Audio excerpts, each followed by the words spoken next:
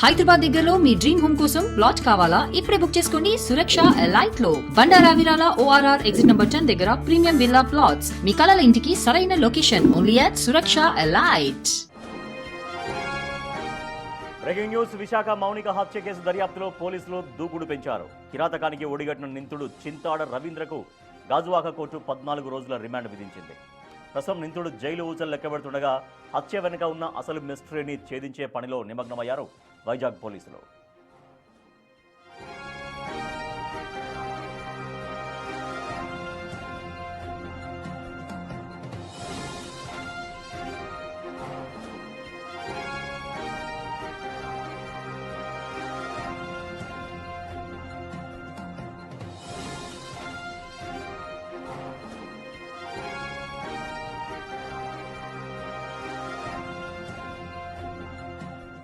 విశాఖ మౌనిక హత్య కేసు దర్యాప్తులో పోలీసులు దూకుడు పెంచారు. కిరాతకానికి ఒడిగట్టిన నిందితుడు చింతాడ రవీంద్రకు గాజువాక కోర్టు 14 రోజుల రిమాండ్ విధించింది. ప్రస్తుతం నిందితుడు జైలు ఊచలు లెక్కబెడుతుండగా హత్య వెనుక ఉన్న అసలు మిస్టరీని ఛేదించే పనిలో నిమగ్నమయ్యారు వైజాగ్ పోలీసులు.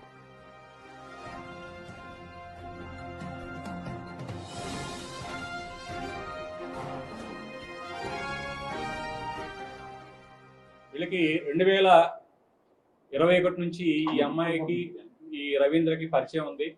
ఈ రవీంద్ర కావాలన్న ఉద్దేశంతోనే డేటింగ్ యాప్ ద్వారా ఈ అమ్మాయిని పరిచయం చేసుకున్నారు. పరిచయం చేసుకుని 2021 నుంచి కూడా ఈ రిలేషన్షిప్ కంటిన్యూ అవుతా ఉంది.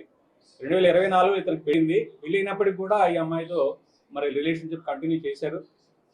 మరి ఈ మధ్య ఆవిడ అతని వైఫ్ ప్రెగ్నెంట్ అవడం వలన డెలివరీ కోసంగా పుట్టింటికి వెళ్ళింది. ఆ నేపథ్యంలో ఇంకా అతను అమ్మాయిని పిలిపించుకోవడం, ఒక రిలేషన్ కంటిన్యూ చేయడం జరిగింది. అయితే వీళ్ళిద్దరి మధ్య చిన్న గొడవలు స్టార్ట్ అయినాయి. ఆ గొడవల్లో ఆ అమ్మాయిని ఏదో రకంగా చంపేయాలన్న ఉద్దేశంతో అతను నిర్ణయించుకున్నాడు. నిన్న ఆ ఉద్దేశంతోనే నిన్న అతను అమ్మాయిని ఇంటికి పిలిపించుకున్నాడు. అవి మన ఎల్వి నగర్లో, గాజువాకలో ఎల్వి నగర్లో కీర్తి ఎన్క్లేవ్ ఫ్లాట్ నెంబర్ 102 దాంట్లో ఇతను ఉంటాడు. అతను ఒంటరిగా ఉంటున్నాడు ఇప్పుడు ప్రజెంట్. అమ్మాయిని పిలిపించుకొని పథకం ప్రకారంగా అమ్మాయితో గొడవ పెట్టుకొని అమ్మాయిని గొంతు పిసికేసాడు. అంటే చెప్పిన ప్రకారం ఏంటంటే ముక్కు నోరు మూసేసి సఫికేషన్ చేసి చంపేశాడు. చంపేసిన తర్వాత అతను ఈ డెడ్ బాడీని ఏ విధంగా డిస్పోజ్ చేయాలో అర్థం కాక దాన్ని కావాలన్న ఉద్దేశంతో అతను ఒక కత్తి తీసుకొని ఆ బాడీని 3 ముక్కలు చేశాడు. గొంతు, తల, చేతులు, మొండి అన్ని కూడా సెపరేట్ చేశాడు. సెపరేట్ చేసేసి కాళ్ళన్నీ కూడాను ఒక సూట్ కేసులో ప్యాక్ చేశాడు. అదేవిధంగా మొండి భాగం ఫ్రిడ్జ్ లో పెట్టాడు. ఈ తల, చేతుల్ని మరి అంటే 1 by 1 డిస్పోజ్ చేయాలన్న ఉద్దేశం అతని ఉద్దేశం. దాన్ని ఏం చేశాడంటే అతను బ్యాగ్లో పెట్టుకొని మన ఈ అడివరం రోడ్లో ఒక నిర్జన ప్రదేశం ఉంది. ఆ ప్రదేశంలో పెట్రోల్లో తగలబెట్టాడు.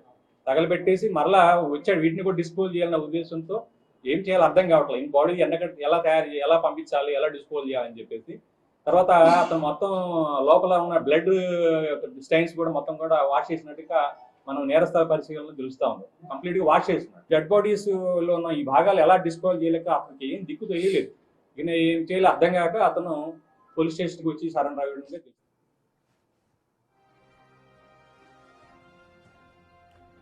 కేసులో అత్యంత కీలకమైన ఆధారాల కోసం పోలీసులు మౌనిక, రవీంద్రల సెల్ ఫోన్ డేటాను పరిశీలిస్తున్నారు.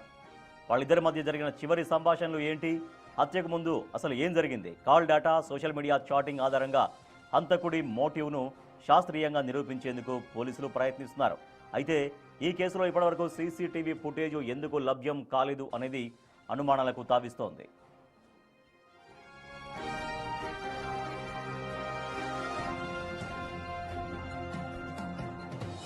మరోవైపు రవీంద్ర అరెస్ట్ అయి 2 రోజులు గడుస్తున్నా అతని భార్య కానీ కుటుంబ సభ్యులు కానీ ఇప్పటివరకు స్పందించలేదు. కనీసం అతన్ని చూడ్డానికి లేదా మాట్లాడడానికి కూడా ఎవరు రాకపోవడం వెనక ఉన్న కారణాలు ఏంటి అనేది ఇప్పుడు చర్చనీయాంశంగా మారింది. అసలు ఈ హత్యలో రవీంద్రకు ఎవరైనా సహకరించారా అనే కోణంలోనూ అనుమానాలు వ్యక్తమవుతున్నాయి.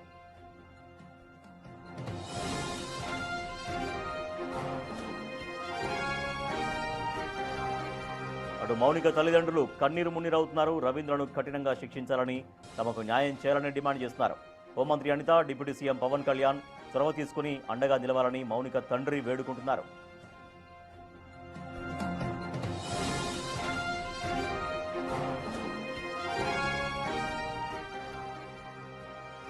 బట్ మౌనికను చాలా దారుణంగా చంపేశాడు, కిరాతకంగా చంపేయడమే కాకుండా డెడ్ బాడీని ముక్కలుగా చేసినటువంటి రవీంద్రకు గాజువాక కోర్టు 14 రోజుల పాటు రిమాండ్ విధించింది.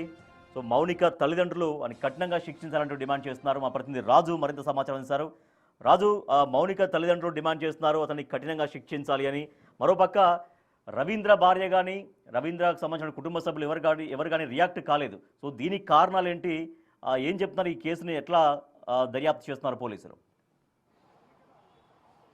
మౌనికను అత్యంత పాశవికంగా హత్య చేసిన తర్వాత రవీంద్ర ఆ శరీర భాగాలను ముక్కల కింద నరికి వివిధ ప్లేసుల్లో పడేసే ప్రయత్నం అయితే చేశాడు. ముఖ్యంగా తల భాగాన్ని కాల్చేసే ప్రయత్నం అయితే చేశాడు.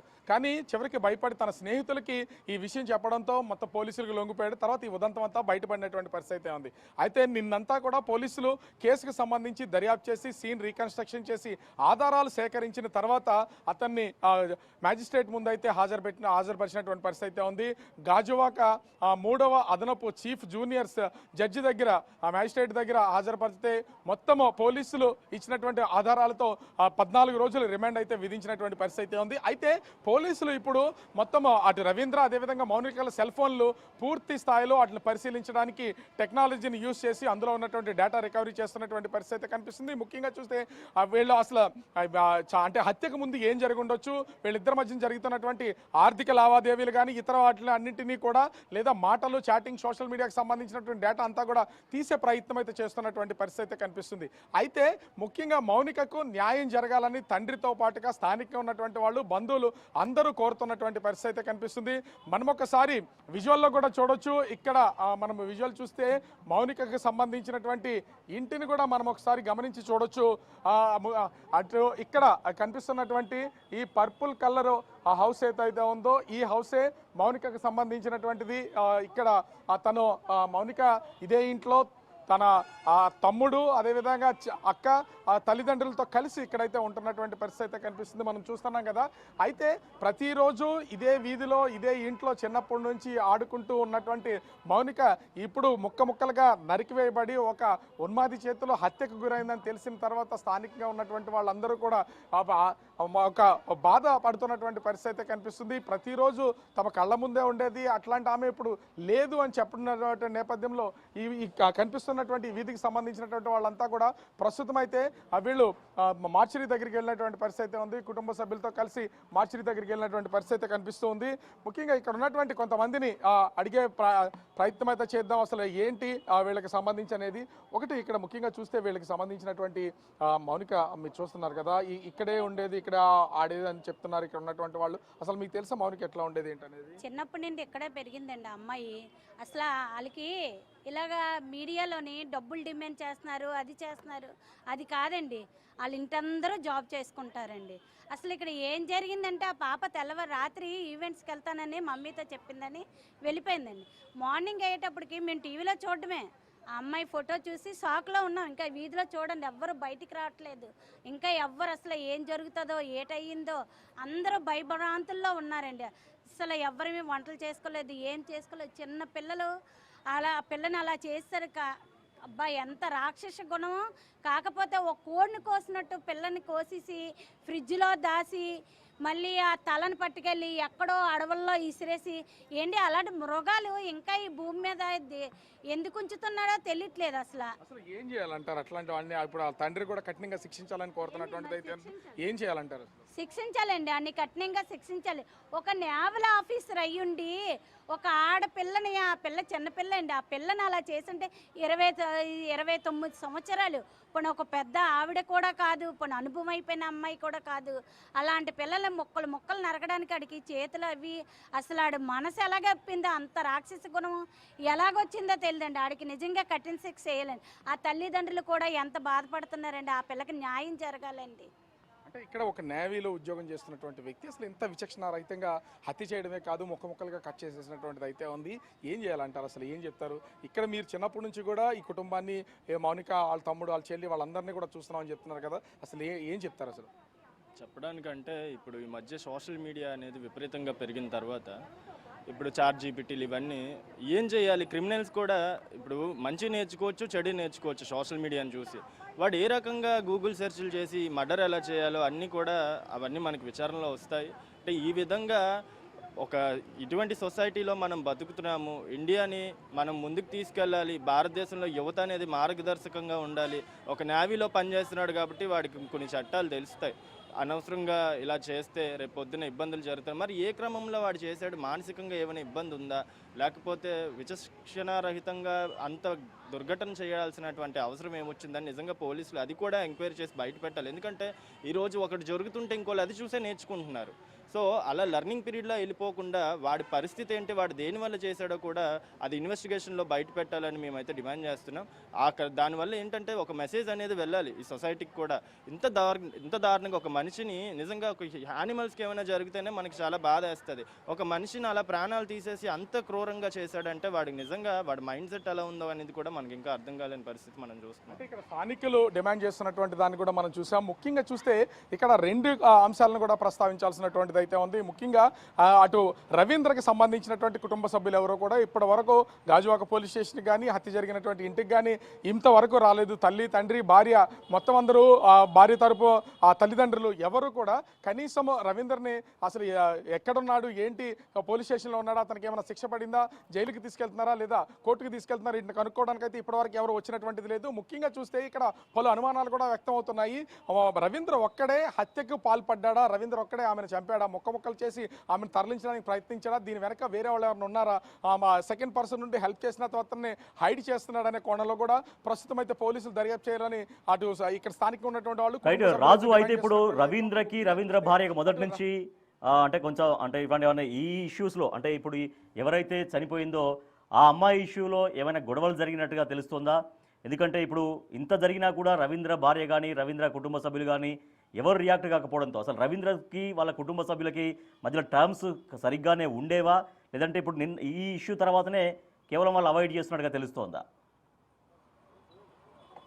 అంటే రవీంద్రకి సంబంధించినటువంటి కుటుంబ వివరాలు కానీ లేదా భార్యకి సంబంధించినటువంటి ఇంటి అడ్రస్లు కానీ పోలీసులు అత్యంత గోప్యంగా ఉంచుతున్నటువంటి పరిస్థితి ఉంది. అయితే దీని వెనక కూడా డిఫెన్స్కి సంబంధించినటువంటి వ్యక్తి కావడంతో కొంత గోప్యంగా విచారణ అనేది చేపడుతూ ఉంటారు. వివరాలు ఏవి బయటకు రాకుండా ఉంచినటువంటి పరిస్థితి ఉంది. ముఖ్యంగా ఈ కీర్తి ఎన్క్లైవ్కి సంబంధించి గాజువాకలో ఉన్నటువంటి కీర్తి ఎన్క్లైవ్లో నివాసం 1 yearగా ఉంటున్నారు. కానీ ఈ 1 year కాలంలో 6 నెలల నుంచి పుట్టింట్లోనే ఉంటుంది రవీంద్ర భార్య. ఎందుకంటే డెలివరీకి వెళ్ళింది, డెలివరీ అయిన తర్వాత ఇప్పుడు 3 నెలలు గడుస్తుంది. గడిచినటువంటి 6 నెలల నుంచి పుట్టింట్లోనే ఉంటుంది. గత డిసెంబర్ నుంచి ఇప్పటి వరకు అంటే ఈ 4 నెలల పాటు కూడా రవీంద్ర మౌనికతో సన్నిహితంగా ఉంటున్నాడు అనేది పోలీసుల నుంచి వస్తున్నటువంటి ఆధారం. అయినా కానీ ఇప్పటి వరకు అసలు మరి రవీంద్ర కుటుంబ సభ్యులు ఎందుకు రాలేదని అర్థం కానటువంటి పరిస్థితి ఉంది. ఇక్కడ అనుమానించదగ్గ విషయం కూడా ఒకటే ఉంది. ముఖ్యంగా చంపి ముక్కలుగా కట్ చేసిన తర్వాత తలభాగాన్ని తీసుకెళ్లి అక్కడ జీడి తోటల్లో పడేసి వచ్చిన తర్వాత భయాందోళనకు గురయ్యి తన అంటే కజిన్ బ్రదర్కి కాల్ చేశాను, ఆ తర్వాత కుటుంబ సభ్యులు కొంతమందికి చెప్పాను, చెప్పిన తర్వాత వాళ్లే పోలీసుల దగ్గర లొంగిపోమని చెప్పారనేది పోలీసుల నుంచి వస్తున్నటువంటి పోలీసులకు ఇచ్చినటువంటి వాంగ్మూలం. అదేవిధంగా పోలీసులు చెప్తున్నటువంటిది. మరి ఎందుకు వాళ్ళని ఎందుకు విచారణ చేయలేదు, లేదా ఇతన్ని కేసులో ఇరుక్కున్నప్పుడు ఆ కజిన్ బ్రదర్ కానీ ఇతర బంధువులు కానీ స్నేహితులు కానీ ఎందుకు రాలేదు అనేది మాత్రం అర్థం కానటువంటి పరిస్థితి కనిపిస్తుంది. ఇక్కడ కొన్ని అనుమానాలు అయితే ఉన్నాయి. ఆ కోణంలో కూడా పోలీసులు అయితే దర్యాప్తు చేయాల్సినటువంటి పరిస్థితి ఉంది. ముఖ్యంగా సీసీటీవీ ఫుటేజ్కి సంబంధించి 7 కెమెరాలు అయితే పనిచేస్తున్నాయి. నిన్న మనం కూడా అక్కడ బిల్డింగ్కి సంబంధించినటువంటి పనిచేస్తున్న 7 కెమెరాలు చూపించాము. మొత్తం 3 గేట్లు ఉన్నాయి. 3 గేట్ల దగ్గర ఉన్నటువంటి కెమెరాలతో పాటుగా పార్కింగ్ ప్లేస్లో ఉన్నటువంటి మరొక 4 కెమెరాలు అయితే పనిచేస్తున్నాయి. వాటిలో 4 కెమెరాలకు సంబంధించినటువంటి ఖచ్చితంగా ఆ మౌనిక ఆ బిల్డింగ్ లోపల అంటే మెట్ల మార్గం ద్వారాను అదేవిధంగా లిఫ్ట్ మార్గం ద్వారా వెళ్ళేటటువంటి ఆ సీసీ కెమెరాలను కూడా చూపించినటువంటి పరిస్థితి ఉంది. కానీ సీసీ కెమెరా ఫుటేజ్ పూర్తిగా ఆదివారం ఆమె చెప్పబడుతున్నటువంటి 10:30 నుంచి ఆమె ఎంట్రీ అయినంత వరకు ఉన్నటువంటి సీసీ ఫుటేజ్ అయితే లేదు. బహుశా పోలీసులు ఇన్వెస్టిగేషన్లో రాత్రే తీసి ఉండొచ్చు. ఆ సీసీ ఫుటేజ్ బయటకు వస్తే మాత్రం కొంత వివరాలు తెలిసే అవకాశం అయితే ఉంది. ఇక్కడ ఇంకొక విషయం కూడా ఉంది రాజేష్. మనము 1 సంవత్సరం క్రితం ఇదే తాడిచెట్ల పాలానికి చెందినటువంటి ఇదే ఏరియాలో ఒక పసిపాపను ముక్కల కింద నరికి డ్రైనేజీలో పడేసినటువంటి ఘటన వెలుగు చూసింది. ఈ ఘటన జరిగింది కూడా ఈ ప్రస్తుతం మౌనిక ఇంటికి కేవలం 200 మీటర్ల దూరంలోనే. అప్పుడు కూడా ఖచ్చితంగా మౌనిక అదేవిధంగా రవీంద్ర వీళ్ళిద్దరూ చర్చించుకుని ఉండవచ్చు. మా ఏరియాలో ఈ విధంగా పసిపాపని ముక్కలుగా నరికేస్తారని, ఈమెను హత్య చేసిన తర్వాత ఈ శవాన్ని మాయం చేయడం కోసం ఖచ్చితంగా రవీంద్ర గతంలో జరిగినటువంటి విషయాలను కూడా తను గుర్తు చేసుకుని ఈ విధంగా అటు మౌనికని ముక్కలుగా కట్ చేసి ఆ డెడ్ బాడీని మాయం చేసే ప్రయత్నం అయితే బహుశా చేసి ఉండొచ్చు. పోలీసులు అయితే ఈ సెల్ ఫోన్లో ఉన్నటువంటి ఆధారాలన్నింటినీ కూడా బయటికి తీసి దీని ద్వారా కేసుని ఇంకా ముందుకు తీసుకెళ్లే ప్రయత్నం అయితే చేస్తూ ఉన్నారు. రాజేష్. రైట్, థ్యాంక్ యూ రాజు. మౌనికను దారుణంగా చంపేశాడు రవీంద్ర. చంపేయడమే కాకుండా మొత్తం డెడ్ బాడీని ముక్కలుగా చేశాడు. అయితే రవీంద్రకు గాజువాక కోర్టు 14 రోజుల పాటు రిమాండ్ విధించింది. మౌనిక కుటుంబ సభ్యులు డిమాండ్ చేస్తున్న రవీంద్రను కఠినంగా